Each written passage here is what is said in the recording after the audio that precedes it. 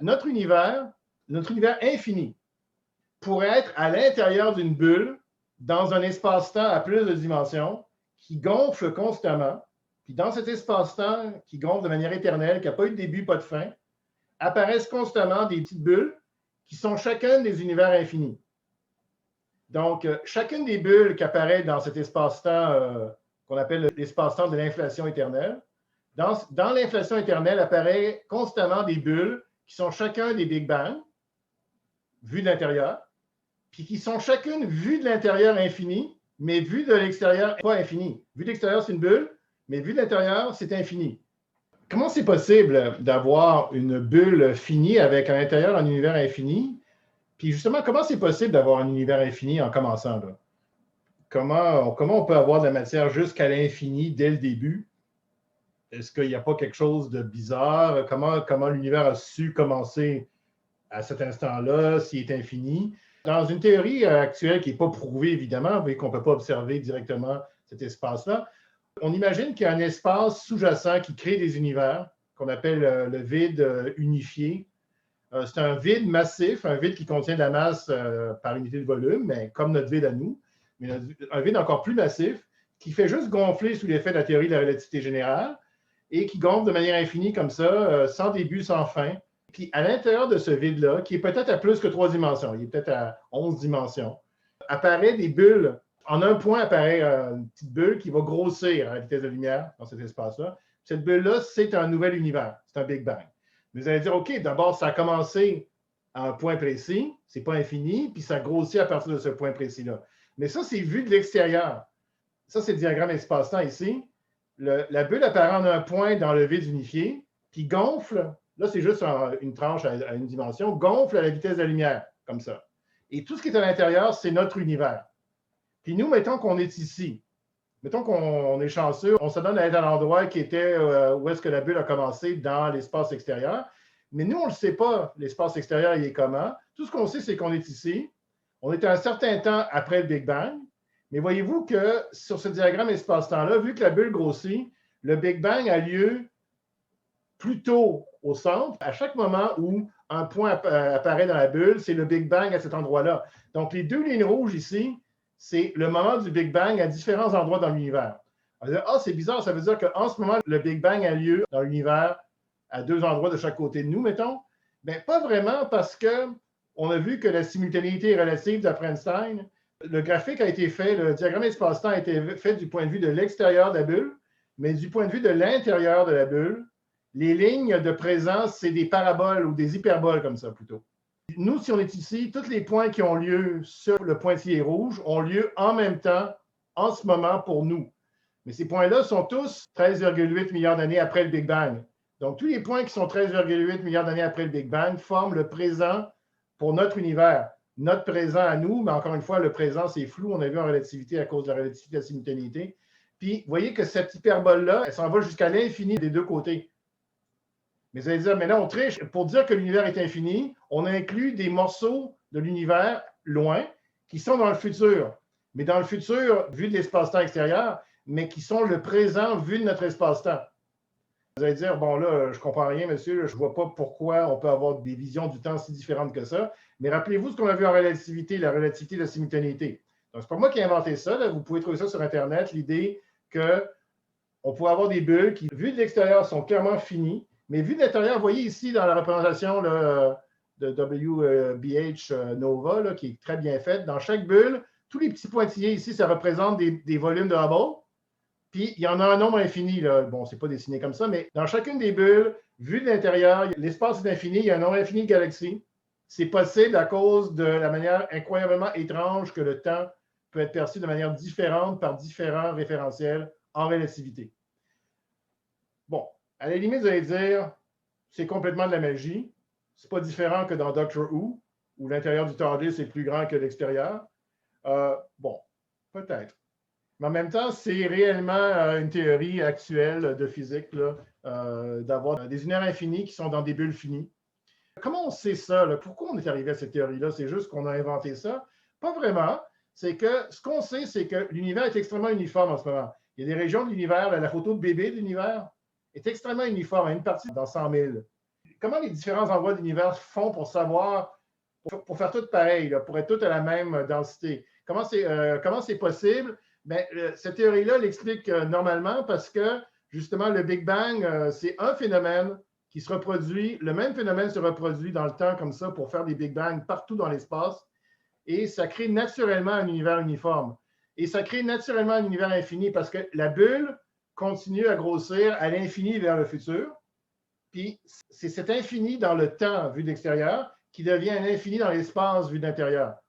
Et l'idée, c'est que c'est des fluctuations quantiques. C'est un phénomène quantique de fluctuation qui fait passer le vide unifié en inflation à un vide régulier dans notre univers.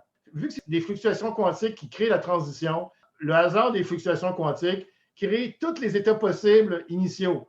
Donc, chaque morceau local du Big Bang dans notre univers a eu une situation de départ légèrement différente, des fluctuations quantiques légèrement différentes. Donc, quand ça évolue, ça fait des galaxies légèrement différentes, placées différemment aux endroits. Ça fait des planètes légèrement différentes. Naturellement, on pourrait imaginer que l'univers est fait de régions de Hubble qui sont toutes au hasard distribuées. Pourquoi ça crée naturellement toutes les possibilités? C'est que c'est des fluctuations quantiques aléatoires qui créent localement les conditions initiales dans chacune des bulles de Hubble. Puis, évidemment, si l'univers est infini, il y a juste un nombre fini de faire les fluctuations quantiques distinguables. Donc, éventuellement, il va y avoir des doubles. Puis, c'est pour ça qu'il y a des volumes de Hubble qui sont exactement pareils que le nôtre, qui sont des doubles, des sosies identiques. Donc, vous voyez que, vu de l'intérieur, on ne peut pas savoir où est le centre de l'univers, où sont les bords, il n'y en a pas. Mais vu de l'extérieur, si on veut, l'univers a commencé à un endroit précis, puis a grossi, mais dans le volume extérieur. Bon, comme je vous dis, si vous n'avez pas tout bien compris cette partie-là, ben voyez ça comme étant quelque chose là, qui limite, qui est quasiment digne de science-fiction, mais c'est quand même une hypothèse qui permet non seulement d'expliquer notre univers puis sa distribution vue d'intérieur, mais ça revient un peu à l'idée de Blanqui ne pensait pas à des univers au complet bulles, il pensait juste à des planètes qui se forment dans l'univers. Son univers, à lui, c'était déjà éternel. Mais nous, peut-être que notre univers, notre bulle n'est pas éternelle. Elle a commencé il y a 13,8 milliards d'années, mais elle s'est créée à l'intérieur d'un univers plus vaste qui, lui, est éternel, où il y a des Big Bang qui ont lieu depuis t égale moins infini jusqu'à t égale infini. Ça recoupe la vision de Blanqui qu'en ce moment, il y a des univers qui sont des milliards d'années en avance sur nous, d'autres des milliards d'années en retard. Donc, tout ce qui est possible a déjà eu lieu un nombre infini de fois, puis aura lieu un nombre infini de fois dans le futur. Et en plus de ça, il y a déjà lieu un nombre infini de fois à l'intérieur de juste une bulle. Juste une bulle est assez pour reproduire toutes les possibilités d'après les lois de notre physique, évidemment. Et là, imaginez les autres bulles. Puis là, la question qui est fascinante, c'est que tantôt, j'ai dit que cet espace qui gonfle est peut-être en 11 dimensions, c'est un vide unifié où toutes les lois de la physique sont unifiées. Mais dans notre bulle, les lois de la physique ne sont pas unifiées. La force électromagnétique, la force nucléaire, la force gravitationnelle se sont différenciées. Puis notre bulle, par exemple, est à 3 dimensions à l'intérieur. Mais quand les bulles se forment, l'espace à l'intérieur n'a pas besoin d'être le même, vu les couleurs différentes ici. Là, ça n'a pas besoin d'être exactement les mêmes façons que les lois de la physique se sont brisées, si on veut, ont perdu leur symétrie lorsqu'on est rentré dans la bulle. Donc, il pourrait y avoir des bulles qui ne sont pas à 3 dimensions, qui sont à 4 dimensions. Il pourrait y avoir des bulles où il n'y a pas 6 sortes de quarks comme dans notre bulle. Il y a 9 sortes de quarks, ou 8 ou 12. Il y a peut-être des univers où la charge électrique vient en 3 saveurs au lieu de 2. Il y a toutes sortes de possibilités. Dans notre univers, la masse du proton, c'est 1860 fois la masse de l'électron, mais dans un autre univers, ça pourrait être 4000 fois ou 1000 fois. Puis peut-être que la vie ne pourrait pas apparaître dans la plupart des bulles parce que les lois de la physique ne sont pas tout à fait correctes. C'est qu'il y a des valeurs dans notre univers particulières. On vit dans un univers à 3 dimensions. La force électromagnétique est à peu près 10 à la 42 fois plus forte que la force de gravité. Il y a une certaine fraction de la masse qui est perdue quand l'hydrogène fusionne, mais ça aurait pu être différent. Donc, les étoiles auraient été différentes. Il y a de l'énergie sombre qui remplit l'univers, à peu près 70 %. Il y a de la matière ordinaire aussi, et puis qui a une certaine fraction de matière ordinaire par rapport à la matière sombre. Et il y a, dépendamment du taux à laquelle l'univers gonfle, il y a l'énergie de liaison des amas de galaxies peut être différente. Et Martin Rees a écrit un livre en 1999, Just Six Numbers. Il dit les valeurs de ces 6 chiffres-là sont juste les bonnes pour avoir la vie dans l'univers. Si les valeurs étaient légèrement différentes, la vie telle qu'on la connaît ne serait pas possible. Il dit il n'y a pas de raison pourquoi ces valeurs-là ont la valeur qu'elles ont plutôt qu'une autre valeur. La physique aurait pu être différente. C'est comme si on avait gagné, là, c'est pour ça que j'ai fait cette animation-là, là. C'est comme si on avait gagné le jackpot que la vie existe dans l'univers si on a les bons chiffres. Justement, chacune de ces bulles-là pourrait avoir des chiffres différents. Puis ça expliquerait pourquoi notre univers est juste correct pour avoir de la vie. Maintenant, vous allez dire, ben non, monsieur, pas besoin de l'expliquer. Si notre univers n'était pas correct pour avoir de la vie, on ne serait pas là en train de se poser la question. OK, je suis d'accord.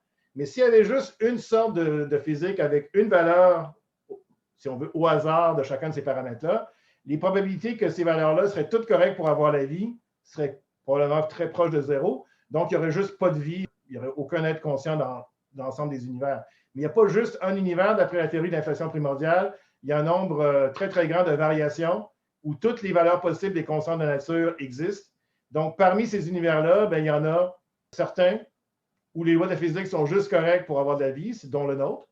Et puis ensuite, à l'intérieur de ça, ben, il y a peut-être un nombre infini de variations avec nos lois de la physique. Fait qu'on est dans un infini, dans un infini. On est au niveau 2, là.